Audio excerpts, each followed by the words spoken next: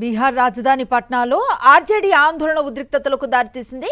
Paper leaks కు వ్యతిరేకంగా ఆందోళన చేస్తున్న విద్యార్థులపై పోలీసులు AK-47 గురిపెట్టడంపై ఆర్జేడీ నేతలు కార్యకర్తలు భారీ ర్యాలీ చేపట్టారు. లోక్ భవన్ వైపుకు దూసుకువెళ్తున్న నిరసనకారులను భద్రతా సిబ్బంది అడ్డుకోవడంతో పరిస్థితి ఉద్రిక్తంగా మారింది.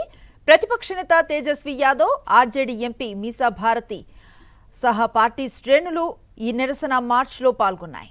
ఆందోళనకారులపై పోలీసులు వాటర్ కెనాన్స్ ను ప్రయోగించారు. తేజస్విని అదుపులోకి తీసుకున్నారు.